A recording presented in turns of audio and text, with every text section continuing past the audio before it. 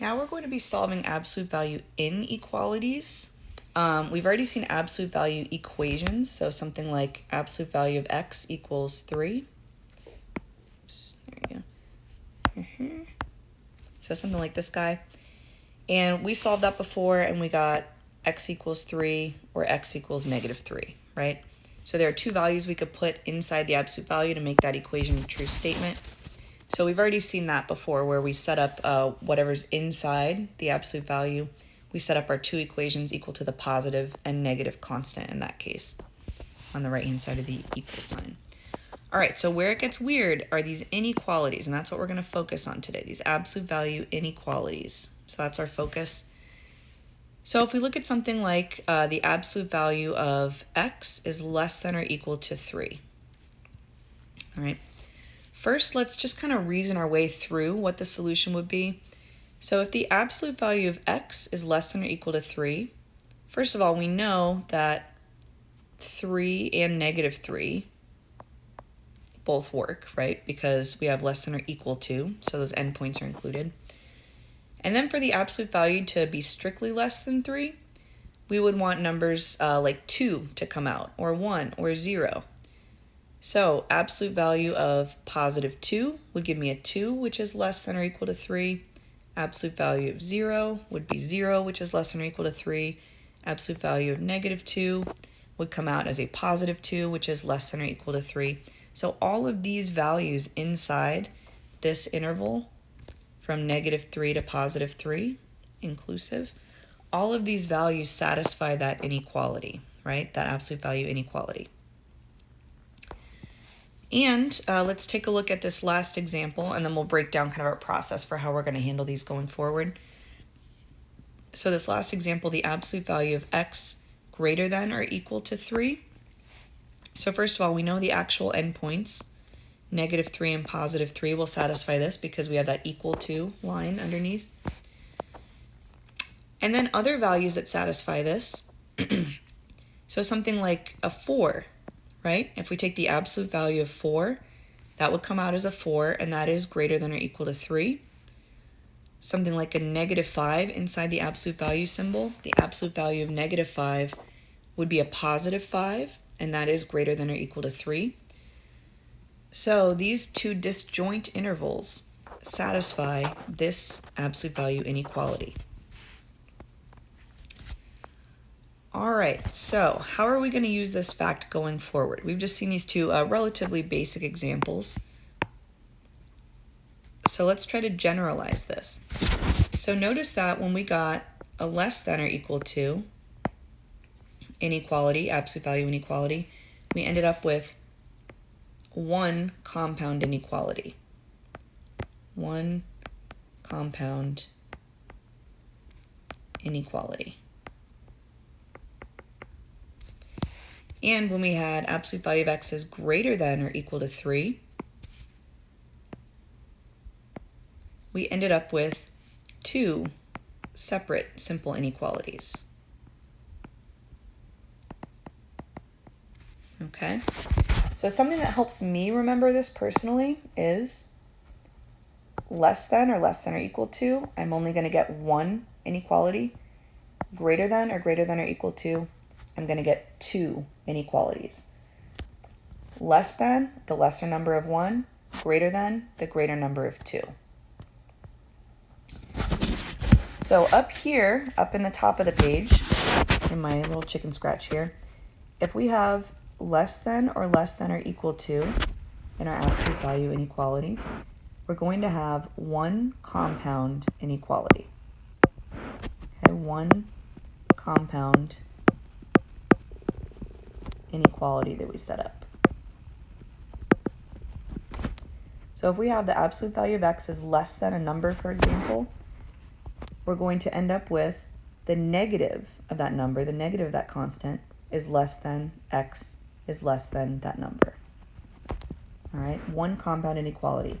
The negative constant on the left, the positive constant on the right, with whatever's inside the absolute value in the middle. In this case, it's just an x. If we have a greater than or equal to inequality, then we're going to set up two inequalities. Okay. The first, so if we had absolute value of x is greater than a number, for example, the first inequality will be x is less than the negative of that number. The second inequality will be that x is greater than that number. Okay, x is less than the negative value of that constant, or x is greater than that constant. All right.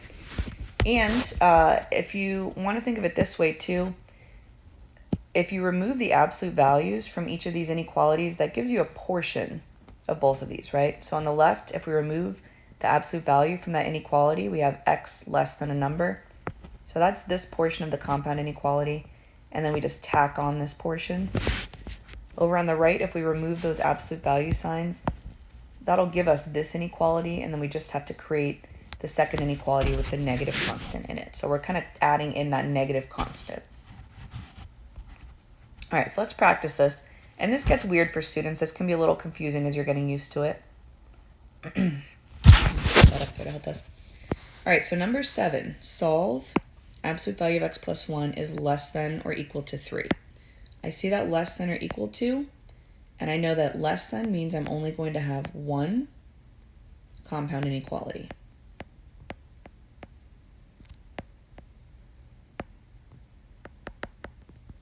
Okay, so I take what's inside the absolute value, x plus 1. I know it's going to be set less than or equal to 3. And I'm going to tack on that part with the negative. So I'm also going to add on that negative 3 is less than or equal to. X plus 1 is less than or equal to 3. All right, so if you imagine just removing those absolute value signs, we have what I wrote in blue. And then we have to complete the one compound inequality by tacking on that negative 3 less than or equal to on the left-hand side. And then from here we can just solve. So subtract 1 and all three parts. Gives me negative 4 less than or equal to x less than or equal to 2.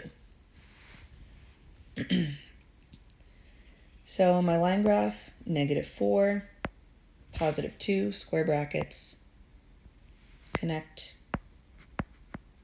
and there's my interval from negative 4 to positive 2, square brackets. All right, looking at number 8. Looking at number 8, solve the absolute value of x plus 1 is greater than or equal to 3. I see this greater than or equal to. Greater than means I'm going to have a greater number of inequalities. I'm going to have 2. Okay, so less than 1, greater than 2. I'm going to have 2 separate inequalities written out. All right. So one inequality will be, if I just imagine removing the absolute value sign, x plus 1 greater than or equal to 3. The second inequality, I have my x plus 1, and now I want to bring in my negative 3. X plus 1 is greater than or equal to positive 3. X plus 1 would be less than or equal to negative 3. So I flip the sign, flip the inequality. And those are my 2 separate inequalities that I want to solve. So solving this one, I have x less than or equal to negative 4.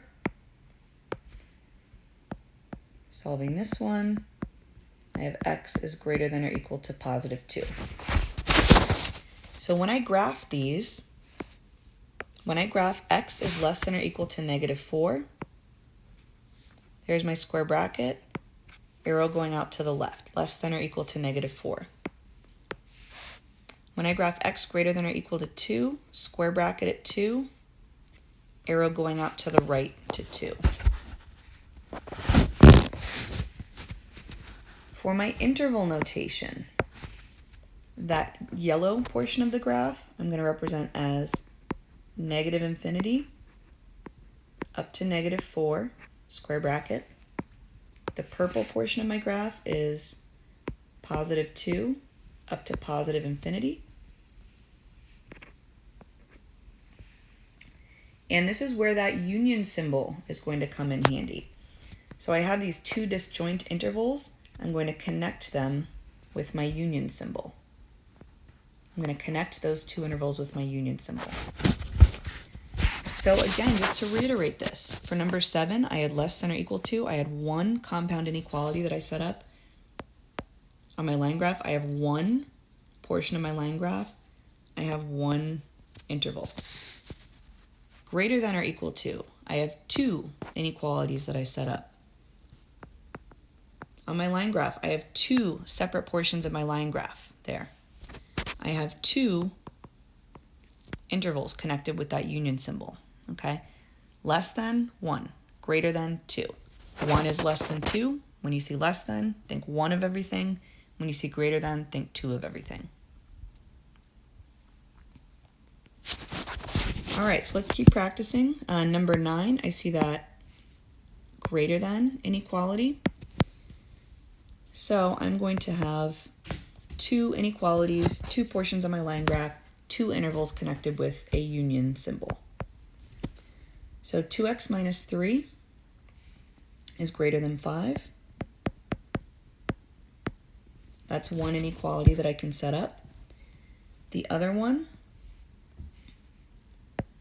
or 2x minus 3, instead of greater than, I'm going to have less than. Instead of positive 5, I'm going to have negative 5.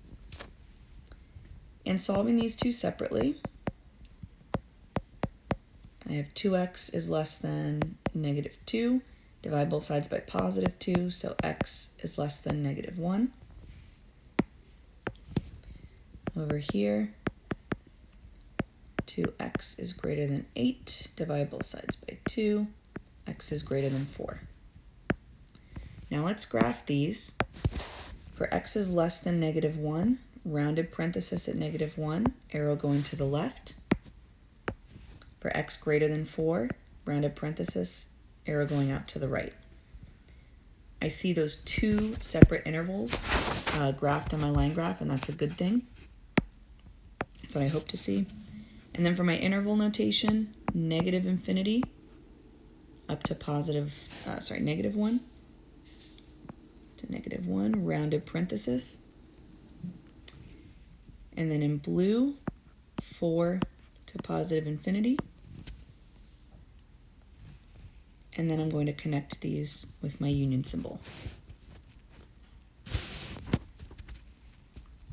All right, and then finally, looking at number 10, I see that greater than symbol again. So I know I'm going to have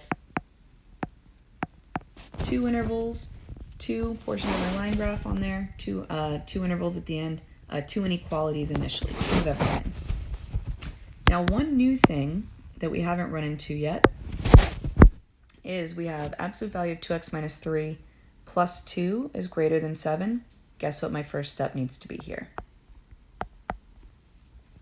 I need to isolate the absolute value first. Okay, and you've heard me say that a lot. First step in pretty much every method for solving everything is just isolate the thing you're focusing on first. Isolate that. So in this case, we have absolute value 2x minus 3 greater than positive 5. And now we can move forward and split these into our two inequalities. So remove the absolute value 2x minus 3 greater than 5. And we can also set up 2x minus 3 instead of greater than, less than, instead of positive 5, negative 5. And then I'll solve this, so add 3 to both sides. So 2x is less than negative 2. Divide both sides by 2. X less than negative 1, which is what we got in number 9 as well, because we're actually dealing with the same inequality here. Over here, add 3 to both sides, so 2x greater than 8. Divide both sides by 2. X greater than 4. So we're ending up with the same exact result that we got in number 9, because after isolating, we ended up with that same inequality right at the start of it. So we'll have negative 1 to the left, positive 4 to the right on our line graph, and negative infinity to negative 1 union 4 to positive infinity.